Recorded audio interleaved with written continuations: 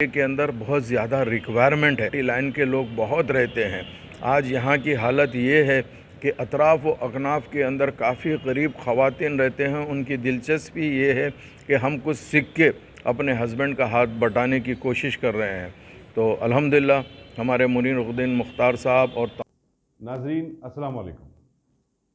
IAD today के ख़बरनामे में आपका खैर मक़दम करते हैं। आइए बढ़ते हैं तफ़सीलात की तरफ। अगर आपने हमारे चैनल को सब्सक्राइब नहीं किया है तो आपको यहाँ सब्सक्राइब बटन दिख रहा है, उसे क्लिक करिए और सब्सक्राइब कीजिए और साथ ही साथ बेल आइकॉन को भी क्लिक करिएगा जिससे कि आपको ताज़ा अपडेट मिलते रहें। वेस्ट जोन की पुलिस टास्क फोर्स ने जुबली हिल के एक मकान में सरखे की वारदात अंजाम देने वाले बोराबंडे के 3 अफराद सैयद यूसुफ, शेख शाहिद और सैयद शहबाज को गिरफ्तार करके उनके कब्जे से 10 लाख रुपए मालियती तलाई जेवरात, 1 लाख रुपए मालियती कीमती घड़ी और 2 बाइक बरामद किए।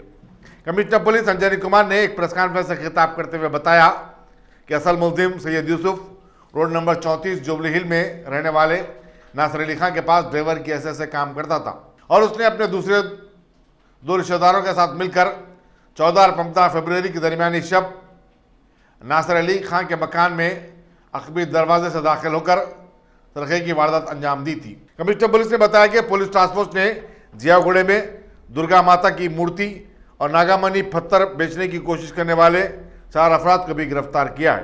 उनके नाम B Devendra, T John, Premchandra Gupta और मोहम्मद अशरफ बताए जाते हैं। अंजनी कुमार ने बताया कि ये चारों पंचलोहे की धात से बनी हुई मूर्ति और पत्थर को किसी गाहक को 1 करोड़ रुपए में फरोख्त करना चाहते थे। वो लोगों को बावर करवा रहे थे कि ये दोनों घर में रखने से आदमी और भी अमीर बन जाता है।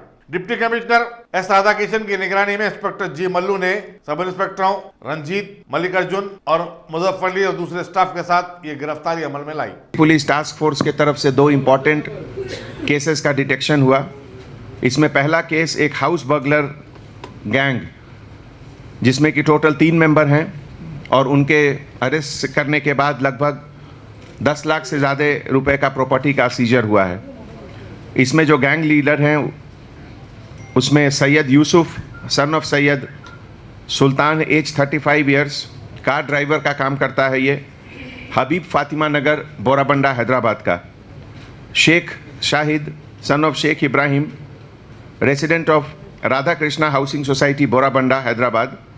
Sheikh Shahbaz son of Syed Yusuf medical shop में काम करता है near Ramchandra memorial school Borabanda Hyderabad. ये लोग जो लास्ट ऑफेंस किए वो जुबली हिल पुलिस स्टेशन का 95/2020 और इस केस में gold bracelet, solitaire diamond, Mont Blanc watch, gold stud spare, platinum ring और इसके अलावा जो क्राइम में यूज़ करते हैं ये लोग टूल्स जैसे coconut cutting knife, fence cutting knife, उसका भी रिकवरी हुआ। इस पूरे ऑपरेशन में हमारे टास्क फोर्स के तरफ से DCP राधाकिशन के लीडरशिप में inspector of police Gattu Mallu और वेस्ट जोन टास्क फोर्स के sub inspector officer N Ranjit Kumar, P Mallikarjun, Muzaffar Ali और पूरे टास्क फोर्स की टीम बहुत अच्छा काम की। आज एक दूसरा केस हमारे टास्क फोर्स, उसमें आइडल ऑफ गॉडेस दुर्गा माता और नागमणि स्टोन इसका सीजर हुआ और इस केस में 4 ऑफेंडर्स को अरेस्ट किया गया। इसमें जो 4 ऑफेंडर्स हैं उनका नाम बी देवेंद्र जो कि कारवान के रहने वाले हैं, दूसरा टी जॉन जो तनकू वेस्ट गोदावरी आंध्र प्रदेश के रहने वाले हैं, तीसरा मोहम्मद अशरफ जो सब्जी मंडी कारवां के रहने वाले हैं और 4th प्रेमचंद्र गुप्ता जो अभी रामकोटी हैदराबाद में रहते हैं लेकिन ओरिजिनली इलाहाबाद उत्तर प्रदेश के रहने वाले हैं। इनके पास से ये जो एक आइडल दुर्गा माता का आइडल रिकवर हुआ है, एक एस्टिमेट के हिसाब से इसका कीमत 1 करोड़ में ये लोग बेचना चाहते थे और ये हमारे टास्क फोर्स के जो ऑफिसर्स इसमें डिटेक्ट किए वो लीडरशिप DCP राधाकिशन के लीडरशिप में इंस्पेक्टर गट्टू मल्लू और Ranjit Kumar, Mallikarjun, Muzaffar Ali and west zone के पूरे टास्क फोर्स के टीम इसमें लगे हुए थे। Thank you. अभी तक नहीं है ना। सीए के खिलाफ यूनानी हॉस्पिटल चार मीनार में निजामिया तिब्बी कॉलेज के तुलबा और तालिबात का एहतजाज आज 50वें दिन में दाखिल हो गया।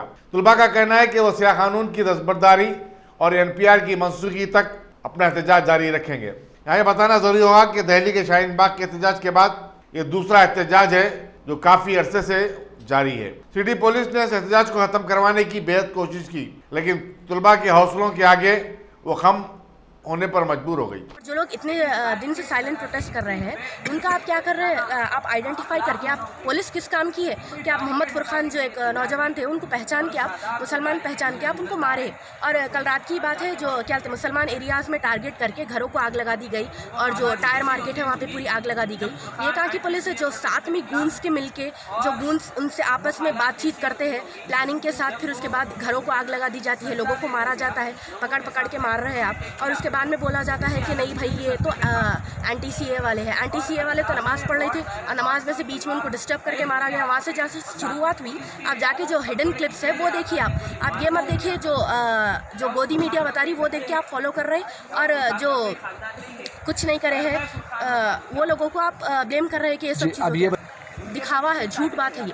आप बोलने का एक कर रहे हैं, मेरे को तो ऐसा दिख रहा केसीआर साहब गाड़ी के अंदर सोने का कमल पकड़ के बैठे हुए हैं जो उनको हाथ ही नहीं हो रहा निकल के आने के वास्ते, और उन्होंने सामने से एक बात कर रहे हैं और पीछे से एक बात कर रहे हैं, वो पूरी मिली भगत है। तो मेरा कहना ये है जब हम एक हो जाएंगे तो कौन सी गवर्नमेंट हम आपको अपोज कर सकेंगी। जब हम ही गवर्नमेंट को ठहराते हैं तो हिंदू मुस्लिम का फिरका करके आप क्यों लड़ रहे हैं। जो है गुनहगार उसको सजा दीजिए। और जो हमारे होम मिनिस्टर है और जो CM साहब है उन्होंने तो मुंह बंद करके बैठे हुए बोल दिए कि NPR नहीं होगा, NRC नहीं होगा। बोलने से कुछ नहीं होता, इम्प्लीमेंट करिए आप। वो चीज़ नहीं होंगी तो मत करिए। होम मिनिस्टर साहब का कहना ये है कि NPR तेलंगाना में नाफिज होगा और उसमें जो क्वेश्चंस दिए गए हैं उसमें कोई ऐसा ऑब्जेक्शन नहीं है कि जो किसी को कैसा ऑब्जेक्शन नहीं है। जब सेंसस होते थे तो सेंसस के क्वेश्चन रखिए। आप क्वेश्चंस को ऐड क्यों कर रहे हो, वो क्वेश्चंस एक्सक्लूड कर दीजिए। हम लोग NPR के वास्ते राजी है, वो क्वेश्चंस हटा दीजिए। आपकी एक साजिश है। हाँ, जो आप बता रहे पासपोर्ट नंबर होना, आपको ये नंबर होना, क्यों होना आपको सब नंबर, पेरेंट्स कहाँ पे पैदा हुए, वो सब क्या जरूरत है। सेंसस हर साल हर 10 साल में होते थे, इस साल भी ऐसी नॉर्मल सेंसस करिए पूरा। उसके साथ आप क्वेश्चंस लगा रहे हैं NPR के और सामने से बोल रहे हैं आपके NPR नहीं होता। ये बोले तो ये तो बेवकूफ़ी है, आवाम को बेवकूफ़ बना रहे आप। कॉलेज के स्टूडेंट्स यहाँ पे 50 डेज से प्रोटेस्ट कर रहे हैं। आज हमारा प्रोटेस्ट 50th डे में दाखिल हो चुका है अल्हम्दुलिल्लाह। और हमारा प्रोटेस्ट ये NRC NPR के ख़िलाफ़ है। अब तक तो हम लोग यही बोलते जा रहे थे कि आप CA के ऊपर रिजोल्यूशन पास करिए, ये हमारा डिमांड था KCR गवर्नमेंट से। अब हमारा मेन फोकस NPR पे है जो कि रिसेंटली अब 1 मंथ में स्टार्ट होने वाला है 1 अप्रैल से। उसके अंदर ऐसे क्वेश्चंस पूछे गए हैं जो अब तक के सेंसस में नहीं होते थे। हमारे महमूद अली साहब, हमारे होम मिनिस्टर ने कहा है स्टेटमेंट में कि इसमें ऐसे कोई परेशानी के सवालात नहीं है जो उसमें बाद में यूज़ किए जा सके। इसमें है बिल्कुल सवालात है, शायद वो नहीं पढ़े या फिर वो आवाम के सामने गलत पेश कर रहे हैं। जब आप बोलते हैं कि उसमें कुछ भी नहीं है, नॉर्मल सेंसस के जैसा है, तो आप उसमें पासपोर्ट नंबर क्यों पूछे, पेरेंट्स की डेट ऑफ बर्थ क्यों पूछे, उनकी date of place of birth क्यों पूछे, ये सब चीज़ों की ज़रूरत क्या थी। जब पॉपुलेशन काउंट में ये सब चीज़ें नहीं थी, अब तक सेंसस में नहीं थी। जब आप सेंसस कर रहे हैं तो वो पुराने क्वेश्चन से करिए। इसमें जो 7 एडेड क्वेश्चन है वो हटाइए, उसके बाद हम आपसे कोऑपरेट करने का सोचेंगे। और महमूद अली साहब से हमारा ये है कि हम लोग उनसे बहुत ज़्यादा डिसअपॉइंटेड है। वो सिर्फ TRS के लीडर एक नहीं है, सिर्फ उसके मेंबर नहीं है, वो पूरी मुस्लिम कम्युनिटी को रिप्रेजेंट करते हैं। उनका काम था ये, अब तक हो जाना चाहिए था। CA पे रेजोल्यूशन जल्द से जल्द पास होना चाहिए और NPR पे तो बैन होना चाहिए, स्टे लगना चाहिए, और NRC के ऊपर भी रेजोल्यूशन चाहिए हमें। हम आखिर आप आवाम को गुमराह क्यों कर रहे हैं? जब आप कहते हैं कि आप ये सब नहीं होने देंगे तो फिर आप पीसफुल प्रोटेस्ट की परमिशन क्यों नहीं देते हैं? हमारे CP बोलते हैं कि वो कुछ कंटिन्यूस प्रोटेस्ट होने नहीं देंगे। वो हम जब हमारा राइट है प्रोटेस्ट करना तो हम हमारे डिमांड्स फुलफिल हुए तक प्रोटेस्ट करेंगे। वो कैसा मेंशन कर सकते हैं कि कंटिन्यूस प्रोटेस्ट नहीं होना चाहिए, बराबर होगा कंटिन्यूस प्रोटेस्ट। हम जब तक ये रेजोल्यूशन पास नहीं होंगे और जब तक रिवोक नहीं होगा सेंटर से ये लॉ, तब तक हम प्रोटेस्ट करते रहेंगे। और ये ऐसा कहा जा रहा है कि 4 दीवारी में प्रोटेस्ट करें। क्यों 4 दीवारी में प्रोटेस्ट करें? जब पुलिस दिल्ली में जाके खुले आम लोगों पे हमला करती है, गूंज के साथ दिल्ली पुलिस घरों में लोगों की घुस रही है, वहाँ पे बेतहाशा मारपीट कर रहे हैं, तो कहाँ क्या है ये सब? क्यों कब तक खामोश बैठे रहेंगे? अमित शाह होम मिनिस्टर है, वो लोगों के होम्स को आग लगा रहे हैं। वो कैसे होम मिनिस्टर है ये? रात भर वहाँ पे घर जलते रहे, वहाँ पे कोई आता नहीं है, देखता नहीं है, हाल पूछने वाला नहीं है। तो फ़ायदा क्या है आपका? सीट पे बैठने का। वहाँ पे लोगों को इतना बेरहमी से मारा जा रहा है, पीटा जा रहा है, और ऐसा प्रिटेंड कर रहे हैं मीडिया में कि this is clashes between pro and anti CA. That is not a clash. जब सामने वाला पलट के आप पे वार कर रहा है तो वो क्लैश होता है। आप सिर्फ वन साइडेड अटैक है। This is a proper pre plan attack by the RSS goons. ये मीडिया नहीं बताती। क्यों नहीं बताती है? क्योंकि वहाँ पे जब वहाँ पे स्टेट जब स्पॉन्सर्स कर रही है ये सब क्लैशेस जो प्रिटेंड कर रहे हैं वो क्लैशेस, सो कॉल्ड क्लैशेस, ये क्लैशेस नहीं है, प्री प्लान अटैक्स है माइनॉरिटीज़ पे। क्योंकि उन्हें बहुत ज़्यादा परेशान किया जाए, वो अपनी हिम्मत तोड़ दें, ऐसा नहीं होगा। हम उनके वास्ते ठहरे हुए हैं यहाँ पे और हम आखिरी दम तक ठहरे रहेंगे। सुप्रीम कोर्ट के 6 जजेस वबाई बुखार से मुतासिर हैं, जिसकी वजह से आज अदालत में कामकाज मुतासिर रहा। Chief justice एस.ए. बोबडे ने जजेस के साथ एक इजलास मुनक़िद करते हुए वबाई अमराज पर काबू पाने के लिए सुप्रीम कोर्ट के जजेस, वकला और स्टाफ को टीका दिलाने की तजवीज़ पेश की। चीफ जस्टिस ने सुप्रीम कोर्ट की बार एसोसिएशन के अरकान से भी इस मसले पर बातचीत की। जेएचएमसी कंट्रैक्टर्स एसोसिएशन के सदर दामोदर रेड्डी ने कहा है कि मजलिस बल्दिया हैदराबाद कंट्रैक्टर्स को भारी रकम बकाया है। उन्होंने कहा कि बल्दिया की जानिब से बिलों की अदम मंजूरी के सबब कई काम ठप होकर रह गए। एक मीडिया कॉन्फ्रेंस से खिताब करते हुए दामोदर रेड्डी ने कहा कि कंट्रैक्टर्स माली तौर पर परेशान हो गए हैं, क्योंकि वो बल्दिया के कामों की अंजामदही के लिए बाहर से पैसे ला रहे हैं और उन्हें भारी सूद भी अदा करना पड़ रहा है। आपके जानिब से कमिश्नर साहब को डिमांड करना चाह रहे हैं, 2 महीने बिल रिकॉर्ड करने को ले रहे। अब दिसंबर से पेमेंट नहीं, आज तक 3 महीने हुआ, तो जुमला 5 महीने हुआ। आपके मीडिया के थ्रू से हम डिमांड करना चाह रहे हैं, इमीडिएट जल्द से जल्द फर्स्ट मार्च तक पेमेंट क्लियर करना चाहिए, वरना हम 5 तारीख से पूरा स्ट्राइक करके पूरा जीएचएमसी को बंद करना चाह रहे हैं। और हम लोग ये नहीं भर सक रहे, ड्राइवरों के तनख्वाह नहीं दे सक रहे, स्टाफ का 40 नहीं दे रहे। इतने साल से 20-25 साल से जीएचएमसी को में काम करके इतना साफ सुथरा करके इतना अच्छा जीएचएमसी का अवार्ड दिला है, उसके बावजूद भी हमारे को इतना सता रहे जीएचएमसी में। नहीं, आप कौन से कॉन्ट्रैक्टर? सिविल कॉन्ट्रैक्टर से, पूरे सिविल कॉन्ट्रैक्टर से, रोड्स, ड्रेन्स और ये बिल्डिंग्स। तो कितने साल भर से आपको पेमेंट नहीं मिला? नहीं, 5 महीने से, सिर्फ 5 महीने से कितना पेमेंट आना है? 2.5 करोड़, 250 करोड़ आना है, 200 करोड़ आना है। क्या बोल रहे थे आप एक दिन एक बार लेटर देते जा रहे, देंगे 20 बोले, 15 बोले, 10 बोले, फिर कल 25 तारीख बोले, आज 25 को रिलीज कर दो बोले, आज का भी वादा चलेगा, फिर 5 तारीख बोल रहे उन्होंने, ऐसा बढ़ाते जा रहे। और कल हमारे अब्बास भाई जाके एसी फाइनेंस से बात करने गए तो उन्होंने गलत सलत बात करके भेज दिए। इस पर हम लोग पूरे अफसोस की बात है ये, एक गुत्तेदार को ऐसे बदतमीज बात नहीं करना चाहिए। हम आपके जरिए डिमांड करना चाह रहे हैं कमिश्नर साहब को, जल्द से जल्द मीटिंग लगा के प्रॉब्लम सॉल्व करना चाहिए। अगर आपको ये मसला हल नहीं हुआ तो 5 तारीख तक पूरा जीएचएमसी बंद करना चाह रहे हैं हम सिविल कॉन्ट्रैक्टर्स पूरे।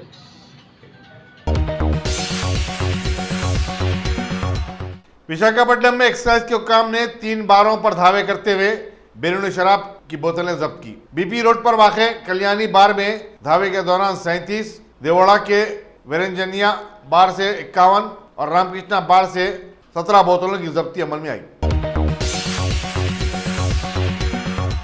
रियासती अखिलती मालियाती कॉरपोरेशन के सदर नशीन Syed Akbar Hussain, managing director Mrs Kanti, Urdu academy के सदर नशीन रहीमुद्दीन अंसारी और नामपल्ली के रुकन असम्बली जाफर हुसैन मेराज ने आज मस्जिद बगदादी टेक नामपल्ली की तौलियत कमेटी की तरफ से चलाए जाने वाले टेलरिंग और कंप्यूटर सेंटर का मुआयना किया। सदर मस्जिद कमेटी मुनीरुद्दीन मुख्तार ने मीडिया को बताया कि इन दोनों सेंटरों को अपग्रेड किया जाएगा ताकि लड़कियों को खुद मुख्तफी बनाया जा सके। उन्होंने बताया कि साल में 2 मरतबा टेलरिंग कोर्सेज के इम्तिहानात होते हैं। जाफर हुसैन मेराज ने तौलियत कमेटी की तरफ से चलाए जाने वाले इन दोनों मराकज़ की कारकर्दगी पर खुशनुदी का इज़हार किया और कहा कि वो चाहते हैं कि इन दोनों मराकज़ को मज़ीद तोसी दी जाए। उन्होंने अपनी तरफ से हर मुमकिन मदद का तयक़ुन भी दिलाया। मिले अकबर हुसैन साहब, आली जनाब रहीमुद्दीन अंसारी साहब और कांति मैडम MD फाइनेंस कॉरपोरेशन और जो अकाबरीन अब इस वक्त नहीं है, सालार मोहतरम आखिल साहब, रहीम कुरैशी साहब और सुलेमान सिकंदर साहब के हाथों टेलरिंग सेंटर का इफ्तिताह अमल में आया था।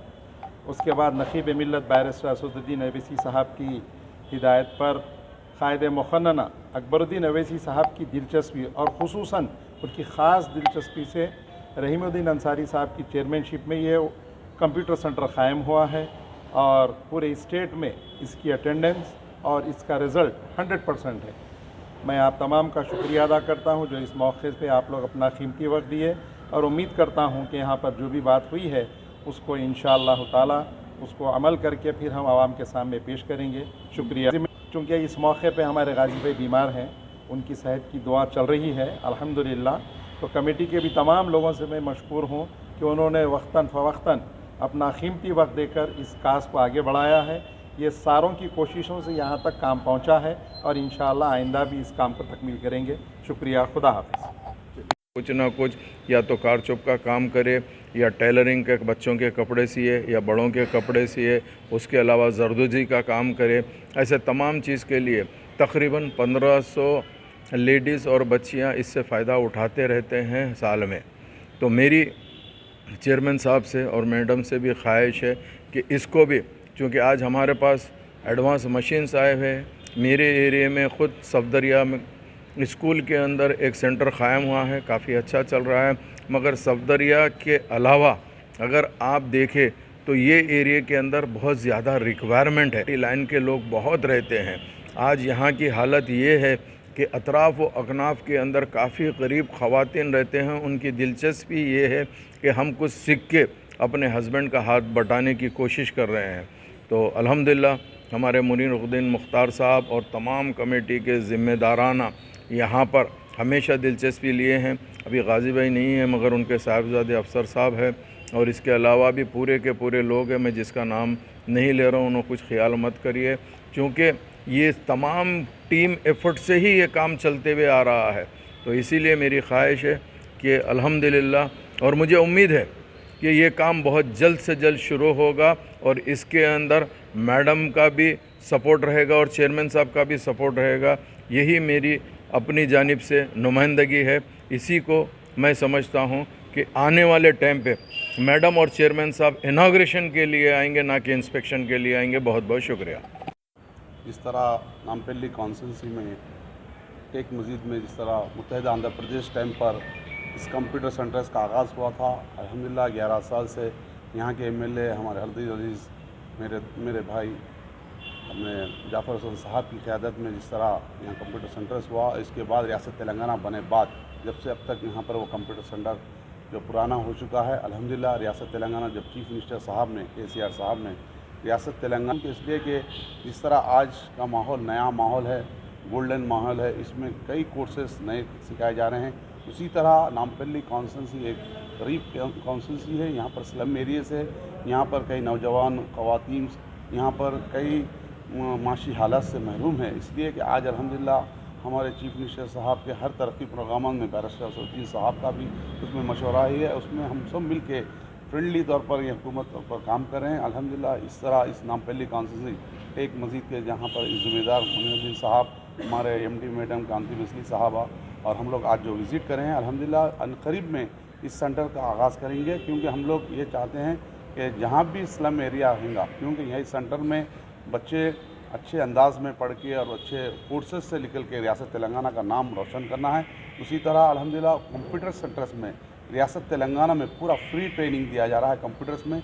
इसी तरह इस कंप्यूटर सेंटर्स में भी अच्छे से अच्छे कोर्सेस लाए जाएगा, नए फैकल्टीज़ को रखा जाएगा और हमारा रियासत तेलंगाना का कंप्यूटर सेंटर का नाम चिराग कंप्यूटर सेंटर रखा गया है। इंशाअल्लाह मैं जल्द से जल्द हमारे मैडम साहबा, MD मैडम साहबा, हम लोग मिलके इस पे मशवरा करेंगे, हम गवर्नमेंट को भेजेंगे।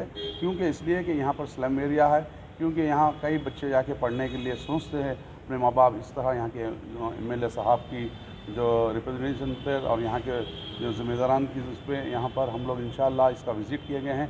इस तरह टेलरिंग सेंटर भी यहाँ कॉन्स्टिट्यूंसी में ऑलरेडी नामपल्ली कॉन्स्टिट्यूंसी में 2 टेलरिंग सेंटर हो चुके हैं। इंशाअल्लाह इसके लिए भी जहाँ पर एलिजिबल है, वाकई ज़रूरत है, तो हम बराबर माइनॉरिटी फाइनेंस कॉर्पोरेशन से उस सेंटर्स को भी नए मशीन दे के इसको आगाज़ करेंगे।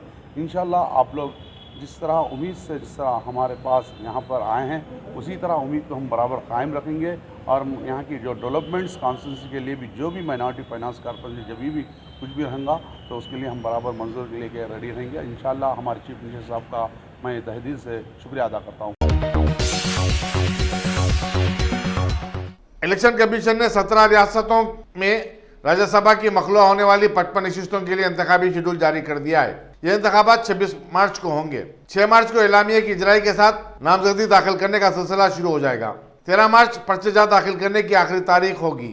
जराये के मुताबिक महाराष्ट्र में 7, उड़ीसा में 4, तमिलनाडु में 6, मगरबी बंगाल में 5, आंध्र प्रदेश में 4, तेलंगाना में 2, आसाम में 3, बिहार में 5, छत्तीसगढ़ में 2, गुजरात में 4, हरियाणा में 2, झारखंड में 2, मध्य प्रदेश और राजस्थान में 3-3, मणिपुर और मेघालय में 1-1 नशिस्त पर इंतखाबात होने वाले हैं और इनके मौजूदा अरकान की मियाद अप्रैल में ख़त्म होने वाली है। मरकजी वज़ीर दाखिला अमित शाह ने दिल्ली के शुमाल मशरिक़ इलाके में 2 दिन से जारी तशद्दुद पर दिल्ली के गवर्नर अनिल बैजल और चीफ मिनिस्टर अरविंद केजरीवाल के साथ एक इजलास में हालात का जायजा लिया। दिल्ली के पुलिस कमिश्नर अमूल्य पटनायक, कांग्रेस के लीडर सुभाष चोपड़ा, बीजेपी के मनोज तिवारी और रामवीर वदूरी भी इजलास में शरीक थे। मरकजी वज़ारत दाखिला के सेक्रेटरी अजय भल्ला और डायरेक्टर इंटेलिजेंस अरविंद कुमार ने मरकजी वजीर अमित शाह को हालात से वाकिफ करवाया। वाज़ेह है कि दिल्ली में कल हुए ताज़ा हंगामों में एक पुलिस हेड कांस्टेबल के बशमूल 7 अफराद हलाक और 50 जख्मी हो गए थे। बिहार असेंबली ने आज एनआरसी के खिलाफ मुत्तफ़िका करारदाद को मंजूरी दे दी और कहा कि मुल्क में इसकी कोई जरूरत नहीं है। करारदाद में इस बात पर भी जोर दिया गया कि एनपीआर भी 2010 की मरदमशुमारी के हुदूद पर करवाया जाए। अपोजिशन लीडर तेजस्वी यादव की तहरीक के इल्तवा पर हुए मुबाहिस के बाद ऐवान में यह करारदाद मंजूर की गई। इंजीनियरिंग कॉलेजों के मुख्तलिफ शोबों में दाखिले के लिए तुलबा की अदम दिलचस्पी के पस मंजर में अब मरकजी हुकूमत ने 2022 तक मजीद किसी नए इंजीनियरिंग कॉलेज के क़याम की इजाज़त न देने का फैसला किया है। All India council of technical education ने कहा कि गुज़िश्ता चंद साल से मुल्क के कई इंजीनियरिंग कॉलेजों में नशिस्तें खाली जा रही हैं। चुनांचे ये फैसला लेना जरूरी हो गया था। अमेरिकी सदर डोनाल्ड ट्रंप ने अपने दौरे हिंदुस्तान के दूसरे दिन आज दिल्ली में वज़ीर-ए-आज़म नरेंद्र मोदी की ज़ेर-ए-क़यादत आला सतही वफद से बातचीत की। बाद में एक प्रेस कॉन्फ्रेंस से खिताब करते हुए डोनाल्ड ट्रंप ने सीएए से मुतालिक पूछे गए सवाल को टाल दिया। अलबत्ता कहा कि उन्होंने वज़ीर-ए-आज़म से मजहबी आज़ादी पर बातचीत की और वज़ीर-ए-आज़म भी चाहते हैं कि अवाम को तमाम तर मजहबी आज़ादी मिले और वो इसके लिए बहुत कुछ कर भी रहे हैं। ट्रंप ने कहा कि हिंदुस्तान को चाहिए कि वो मजहबी आज़ादी को यकीनी बनाने के लिए काम करे। अमरीकी सदर ने हिंदुस्तान और पाकिस्तान के दरमियान तनाज़े को ख़त्म करने फिर एक बार सालिसी का रोल अदा करने का इशारा दिया और मजीद कहा कि वज़ीर-ए-आज़म मोदी से उन्होंने पाकिस्तान के मौजू पर भी बातचीत की। पाकिस्तानी वज़ीर-ए-आज़म इमरान खान से भी उनके अच्छे ताल्लुकात हैं और वो सरहद पार की दहशतगर्दी को रोकने के लिए काम कर रहे हैं। डोनाल्ड ट्रंप ने दहशतगर्दी के खिलाफ अमेरिका की कार्रवाइयों का तस्करा करते हुए कहा कि हमने अल-बगदादी का चंदा खबल सफाया कर दिया। कासिम सुलेमानी और ओसामा बिन लादेन के बेटे हमजा बिन लादेन चले गए। उन्होंने जो कुछ किया वो माजी में कोई भी सदर नहीं कर सके, लेकिन उन्होंने कहा कि साथ ही साथ रूस, ईरान, इराक और शाम को भी ऐसा ही करना चाहिए। अमेरिकी डेलीगेशन के सम्मानित सदस्यगण, लेडीज एंड जेंटलमैन, नमस्ते। राष्ट्रपति ट्रंप और उनके डेलीगेशन का भारत में एक बार फिर हार्दिक स्वागत है। मुझे विशेष खुशी है कि इस यात्रा पर वो अपने परिवार के साथ आए हैं। पिछले 8 महीनों में राष्ट्रपति ट्रंप और मेरे बीच ये 5वीं मुलाकात है। कल मोटेरा में राष्ट्रपति ट्रंप का अनप्रेसिडेंटेड और हिस्टोरिकल वेलकम हमेशा याद रखा जाएगा।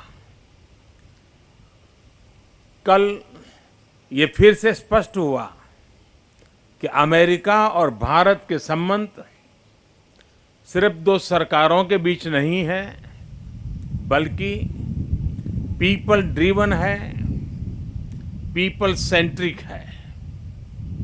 यह संबंध 21वीं सदी की सबसे महत्वपूर्ण पार्टनरशिप में है और इसलिए आज राष्ट्रपति ट्रंप और मैंने हमारे संबंधों को कॉम्प्रिहेंसिव ग्लोबल स्ट्रेटेजिक पार्टनरशिप के स्तर पर ले जाने का निर्णय लिया है। संबंधों को इस मुकाम तक लाने में राष्ट्रपति ट्रंप का अमूल्य योगदान रहा है। फ्रेंड्स, आज हमारी चर्चा में हमने इस पार्टनरशिप के हर अहम पहलू पर सकारात्मक विचार किया, चाहे वो डिफेंस एंड सिक्योरिटी हो, एनर्जी स्ट्रेटेजिक पार्टनरशिप हो, टेक्नोलॉजी कोऑपरेशन हो, ग्लोबल कनेक्टिविटी हो, ट्रेड रिलेशंस हो या फिर people to people ties. Bharat और अमेरिका के बीच बढ़ता रक्षा और सुरक्षा सहयोग हमारी स्ट्रेटेजिक पार्टनरशिप का एक बहुत अहम हिस्सा है। अत्याधुनिक रक्षा उपकरण व प्लेटफॉर्म पर सहयोग से भारत की डिफेंस क्षमता में बढ़ोतरी हुई है। हमारे डिफेंस मैन्युफैक्चरर्स एक दूसरे की सप्लाई चेन्स का हिस्सा बन रहे हैं। भारतीय फोर्सेस आज सबसे अधिक ट्रेनिंग एक्सरसाइजेज यूएसए के फोर्सेस के साथ कर रही है। पिछले कुछ सालों में हमारी सेनाओं के बीच इंटर ऑपरेबिलिटी में अनप्रेसिडेंटेड वृद्धि हुई है। फ्रेंड्स, इसी तरह हम अपने होमलैंड्स की सुरक्षा और अंतर्राष्ट्रीय अपराध से लड़ने के लिए भी सहयोग बढ़ा रहे हैं। आज होमलैंड सिक्योरिटी पर हुए निर्णय से इस सहयोग को और बल मिलेगा। आतंक के समर्थकों को जिम्मेदार ठहराने के लिए आज हमने अपने प्रयासों को और बढ़ाने का निश्चय किया है। प्रेसिडेंट ट्रंप ने ड्रग्स और ओपियोइड क्राइसिस से लड़ाई को प्राथमिकता दी है।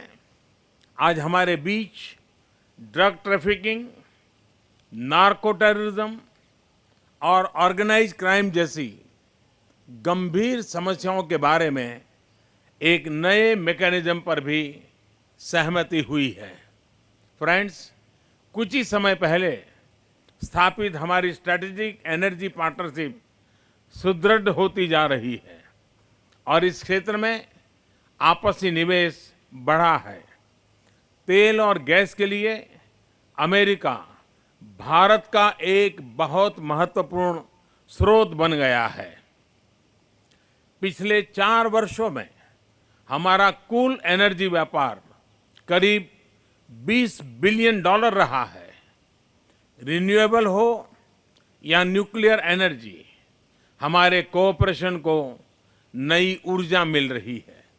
फ्रेंड्स, इसी तरह इंडस्ट्री 4.0 और 21st सेंचुरी की अन्य उभरती टेक्नोलॉजीज, उस पर भी इंडिया यूएस पार्टनरशिप इनोवेशन और एंटरप्राइज के नए मुकाम स्थापित कर रही है।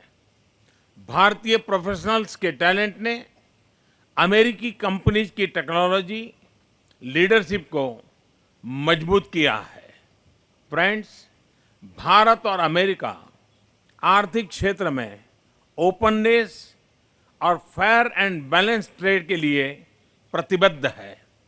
पिछले 3 वर्षों में हमारे द्विपक्षीय व्यापार में डबल डिजिट ग्रोथ हुई है और वह ज्यादा संतुलित भी हुआ है। अगर एनर्जी, सिविल एयरक्राफ्ट्स, डिफेंस और हायर एजुकेशन ले तो पिछले 4-5 सालों में सिर्फ इन 4 सेक्टर्स ने ही भारत अमेरिका के आर्थिक संबंधों में लगभग $70 बिलियन का योगदान किया है। इसमें से काफी कुछ राष्ट्रपति ट्रंप की नीतियों और फैसलों के कारण संभव। A1 टाउनशिप की एक और नई पेशकश। जहांगीर पीर दरगाह से 2 किलोमीटर पहले मल्टीनेशनल कंपनीज के करीब, जो कि बिल्कुल आबादी से लगा हुआ, बेंगलोर हाईवे से सिर्फ 5.5 किलोमीटर, बीटी रोड से लगा हुआ, तमाम डेवलपमेंट के साथ 5,50,000 में 100 गज का प्लॉट। A1 टाउनशिप में आपका ये छोटा सा इन्वेस्टमेंट आपका और आपके बच्चों का मुस्तकबिल बदल सकता है। आज ही तशरीफ लाएं और A1 टाउनशिप के इस प्रोजेक्ट से फायदा उठाएं। Office at pillar number 235, opposite fisheries department, Rajendra Nagar, Hyderabad.